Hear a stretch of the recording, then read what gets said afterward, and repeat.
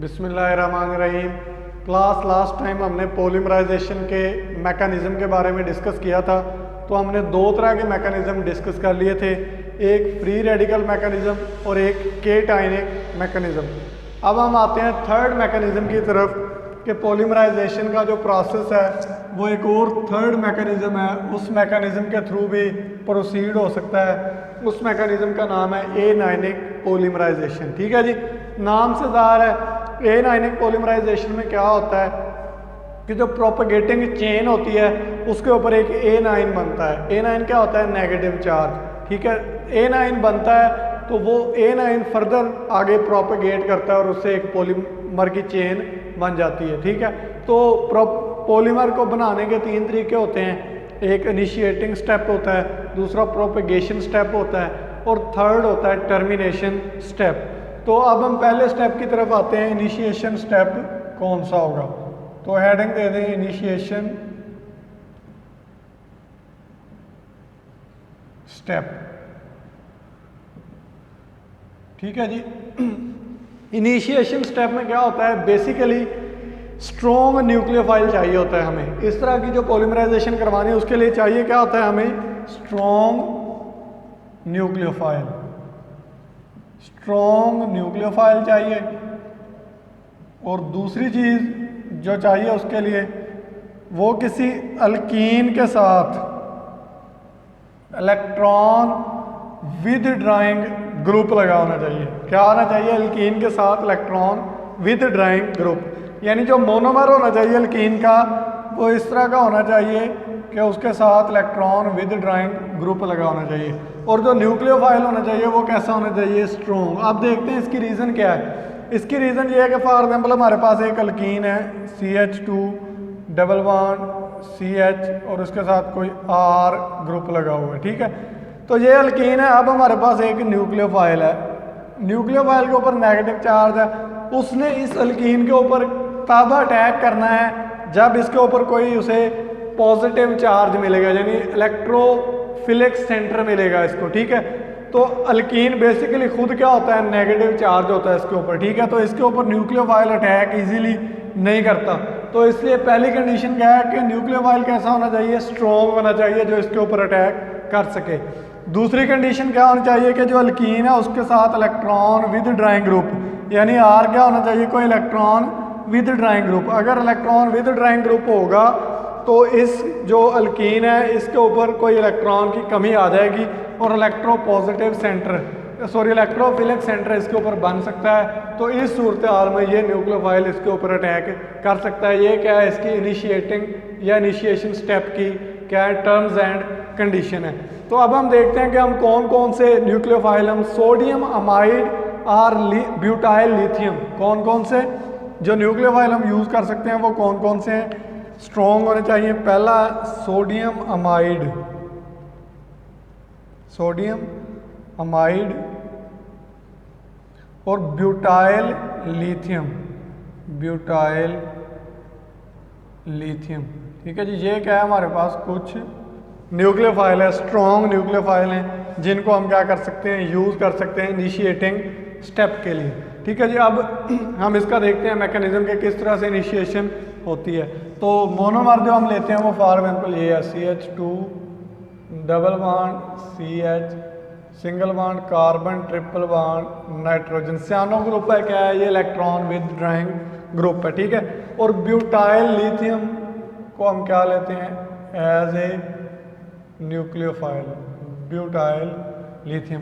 Butyl lithium में क्या है? ब्यूटाइल के ऊपर नेगेटिव चार्ज है। ठीक है, तो यहाँ से ये ब्यूटाइल क्या करेगा? इसके ऊपर अटैक करेगा और ये वाला बॉन्ड ऐसे इधर शिफ्ट हो जाएगा। ठीक है, तो जो चीज़ बनेगी, नया कंपाउंड बनेगा वो इस तरह से होगा कि ब्यूटाइल इधर आ जाएगा, CH2 आ जाएगा, single bond CH carbon triple bond nitrogen और इस कार्बन के ऊपर क्या आ जाएगा? नेगेटिव चार्ज आ जाएगा। ठीक है जी, ये क्या होगा? हमारा फर्स्ट स्टेप हो गया। फर्स्ट स्टेप क्या था? चेन इनिशिएटिंग स्टेप था। ठीक है जी, उसके बाद अगला स्टेप होता है चेन प्रोपेगेटिंग स्टेप। ठीक है, अब हम आते हैं दूसरे स्टेप की तरफ। दूसरा स्टेप है हमारा चेन प्रोपेगेटिंग स्टेप। ठीक है जी। प्रोपेगेटिंग स्टेप में क्या होता है, प्रोपेगेशन होती है चेन की। तो चेन की प्रोपेगेशन कैसे करवाएंगे, ये प्रोपेगेटिंग चेन है butyl CH2 single bond CH negative carbon triple bond nitrogen, ये हमारे पास प्रोपेगेटिंग साइट है इसकी। ठीक है जी। और उसको हमने फर्दर मोनोमर के साथ रिएक्शन करवाना है इसका। फर्दर मोनोमर क्या होगा, CH2 double bond CH single bond carbon triple bond nitrogen. ठीक है जी। तो ये वाला जो नेगेटिव चार्ज है ये इधर अटैक करेगा और ये वाला बॉन्ड ऐसे इधर शिफ्ट हो जाएगा। ठीक है। तो ये इस तरह से इसकी प्रोपेगेशन हो जाएगी। यानी ब्यूटाइल, ये ब्यूटाइल है हमारे पास CH2 single bond CH carbon triple bond nitrogen, उसके बाद फिर ये वाला CH2 single bond CH negative carbon triple bond nitrogen. ठीक है जी। ये क्या होगी, प्रोपेगेशन इसकी हो रही है। ये प्रोपेगेटिंग साइड फर्दर एक और मोनोमर के साथ रिएक्ट करेगी। ठीक है, वो भी इधर रिएक्शन करवा देते हैं। फॉर एग्जांपल ये इस तरह से रिएक्शन होगा कि ये वाली जो प्रोपेगेटिंग साइट है ये एक और मोनोमर है हमारे पास CH2 double bond CH carbon triple bond nitrogen. अब ये क्या करेगा, ये वाला नेगेटिव चार्ज इधर अटैक करेगा और ये वाला बॉन्ड इधर ऐसे शिफ्ट हो जाएगा। ठीक है। तो इसका जो प्रोडक्ट बनेगा वो ऐसे मैं एरो लिख के इधर लिख रहा हूँ। ठीक है। क्या बनेगा, butyl CH2 CH carbon triple bond nitrogen, फिर आएगा CH2 CH carbon triple bond nitrogen, और फिर आएगा CH2 CH carbon triple bond nitrogen, और अब इसके ऊपर क्या आ जाएगा, नेगेटिव चार्ज आ जाएगा। ये क्या होगी, इसकी प्रोपेगेशन हो रही है चेन की। ठीक है जी। उसके बाद अब एंड वाला स्टेप होता है चेन टर्मिनेशन। अब हम देखते हैं कि चेन की टर्मिनेशन इसकी किस तरह से होती है। तो टर्मिनेशन के लिए हमने लास्ट टाइम भी मैकेनिज़्म पढ़े थे डिफरेंट। ठीक है। तो इसके भी डिफरेंट मैकेनिज़्म है कि chain can be terminated by a chain transfer reaction with solvent और reaction with an impurity in the reaction mixture. यानी ये कोई सॉल्वेंट से क्या कोई प्रोटॉन ले ले, ठीक हो गया, या कोई इम्प्योरिटी इधर आके अटैच हो जाए रिएक्शन मिक्सचर में, तो उससे क्या हो जाएगी, ये चेन इसकी टर्मिनेशन हो जाएगी। चेन टर्मिनेशन कैसे होगी, चेन टर्मिनेशन के लिए क्या चाहिए, सॉल्वेंट चाहिए कोई, या कोई इम्प्योरिटी होनी चाहिए रिएक्शन में। क्या होना चाहिए, इम्प्योरिटी रिएक्शन में, उससे क्या आ जाएगा, इसमें टर्मिनेशन हो सकती है। लेकिन इसमें क्या होता है कि if solvent can not donate a proton to terminate the chain and if all impurities that can react with the carbanion are rigorously excluded. यानी अगर आपके पास सॉल्वेंट ऐसा है जो प्रोटॉन डोनेट ना करे और आपने जितनी भी इम्प्योरिटीज़ हैं जो कार्बेनाइन के साथ रिएक्ट कर सकती हैं आपने उन सबको एक्सक्लूड कर दिया है, निकाल दिया है, तो ऐसी सूरत हाल में the propagating site will still be active. तो जो प्रोपेगेटिंग साइट है वो क्या रहेगी, एक्टिव रहेगी। So the polymerization reaction will continue if more monomer is added to the system. अगर हम सिस्टम में और मोनोमर ऐड करते जाएंगे तो ये जो इसका प्रोपेगेशन का प्रोसेस है वो कंटिन्यू रहेगा। ठीक हो गया जी। Such non terminated chains are called as living polymer. ठीक है, जो नॉन टर्मिनेटेड चेन होती हैं उनको फिर क्या कहते हैं हम, लिविंग पॉलीमर्स कहते हैं। अगर क्या हो कि सॉल्वेंट ऐसा हो जो प्रोटॉन ना दे और इम्प्योरिटी सारी निकाल दें, तो वो जो चेन होती है वो फर्दर टर्मिनेट करती रहती है अगर हम उसमें मोनोमर ऐड करते जाएं। तो इस तरह के जो पॉलीमर होते हैं या चेन होती है उसको क्या कहते हैं, लिविंग पॉलीमर। ठीक हो गया जी। उसके बाद अब हम अगर इसकी एग्जांपल देखें तो उसकी एग्जांपल है सुपर ग्लू। ठीक है। इसकी अगर हम एग्जांपल देखते हैं, इस तरह के मैकेनिज्म से जो पॉलीमर बनते हैं वो क्या है, सुपर ग्लू पॉलीमर होते हैं। इसके बारे में देख लेते हैं ये कैसे बनता है। Super glue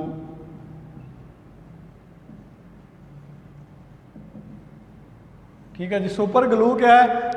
super glue is a polymer of methyl alpha cyanoacrylate. किसका ये पॉलीमर है? मिथाइल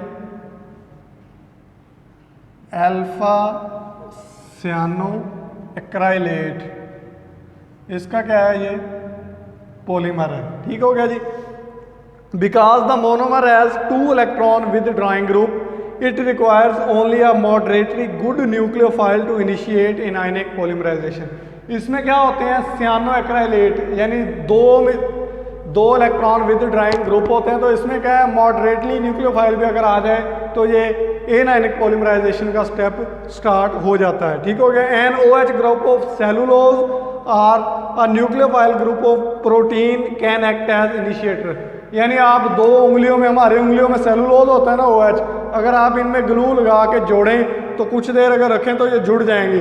क्यों? क्योंकि हमारी उंगलियों में क्या होता है, सेलुलोज होता है। ठीक है, हमारी स्किन में, ठीक हो गया, प्रोटीन होती हैं, उनमें OH ग्रुप होते हैं, सेलुलोज होते हैं, उनमें भी OH ग्रुप होते हैं। तो ये जब ग्लू का OH ग्रुप ग्लू के साथ रिएक्ट करेगा तो वो इनिशिएशन करवा देगा। जब वो इनिशिएशन करवा देगा तो वो रिएक्शन स्टार्ट हो जाएगा और वो आपस में जुड़ जाएंगी। ये क्या है, एक एग्जांपल है किसकी, एनायनिक पॉलीमराइजेशन की। ठीक हो गया जी।